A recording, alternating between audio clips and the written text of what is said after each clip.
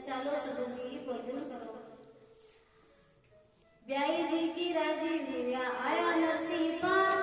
और जीवन री मनुहार करे नानी बाई सास जगी सासु नाना खतर पानी गोन तेरी बाप चमत्कार होता ही जीवन को कहना आटी पर ईर्ष्या भी खत्म को नहीं हुई खाली ऊपर लमना से कह रही नरसी जी की पंगत लगाएगी 16 सूर्य साधे बैठा और पंगत दो अलग अलग दिशा में लगाएगी। नरसी जी की लाइन को इन्होंने मुंडो कर दियो और जगह भी रिश्तेदार के मुंडो इन्होंने कर दियो। दोनों एक दूसरे ने कौन दिख रहा सारे रिश्तेदार ने बूंदिया भुजिया पूरी साग ताजा भोजन दियो गयो और नरसी जी ने कोई रात की बासी खिचड़ी ठंडा फलका दिया गया। नरसी जी कहो रे सावरिया तू तो जोर की करी रे और ठंडो बासी भोजन मार सकिया करो जिस ठाकुर जी कहो तू भोग तो लगा।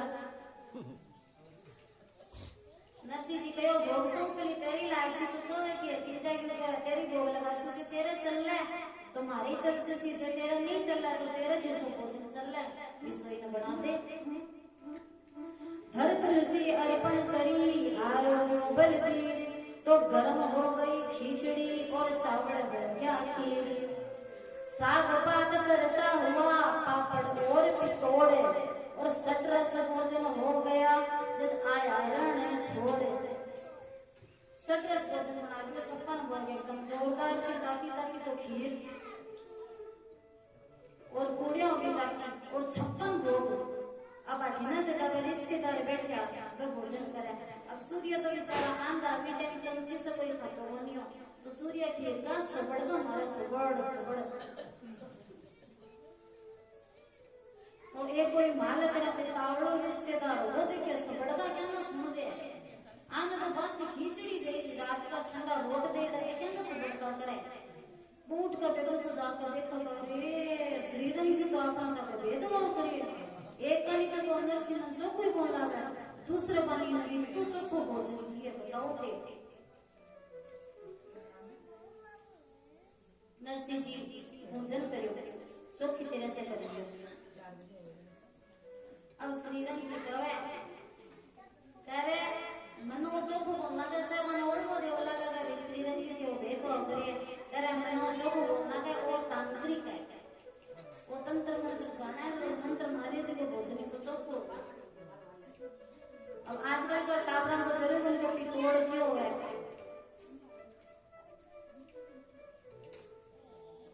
आपका राजस्थानी भोजन की अनूठी विशेषता है कि इसमें शुद्धता बहुत हो है। आज से गेहूं का फलकाना लेकर बच गया लेकिन प्राचीन काल से ही 5 प्रकार को अनाज मिलाकर फिर भी की रोटी खाई जाती जब लोग इतना स्वस्थ रहता गाय को शुद्ध देसी घी काम में लेता गाया से घर में बांधता। आज के समय में गाया घर तो कौन मिल रहा है पर अगर गौशाला में भी है तो न तो कोई जाकर माना संभाला ना लो और न बढ़ सके प्योर गाय को दूध व्यवसाय ने थैलिया दूध की आदत पड़ गई थैलिया दूध छोड़ दो और गाय को दूध थे पकड़ लो क्यों कि गाय का दूध में जितना गुण हो भी तो थैलिया दूध में नहीं है। पथ मेरा गौशाला महाराज जी एक बार माने एक बात बताई कबा को एक चेलो तो वह रोज की बड़ा दूध लेने जाया करता। एक दिन मैं दूध लेने खातर गया आज देखा तो गाह की जगह भैंस बंद रही। महाराज जी पूछोगे है रे गाय कट गई जब क्या महाराज मारा बुआ ही नहीं आ कहा कि पिताजी गाय के दूध की चाय जाटी नहीं बनती है भैंस के दूध की गाय चाय ज्यादा जाटी बनती है तो आप मेरे को भैंस ला दो उसका दूध मैं पीऊंगी तो मैं भी जाटी हो जाऊंगी बाइया बनकर जाटी हो जाऊंगी बताओ। महाराज जी को वाह रे वाह अरे गाय ने छोटी तो आप मतलब आपकी माँ ने छोटी फिर बात हरी सासू एक दूसरी को सुसुरो कह दे दो कि भाई मैं गाय ना कौन छोड़ सकूं मैं भैंस नहीं लाऊंगा घर कमाई में मार तो गाय माए तो महाराज जीवन कमाई में शुद्धता को भी ध्यान रखना चाहिए।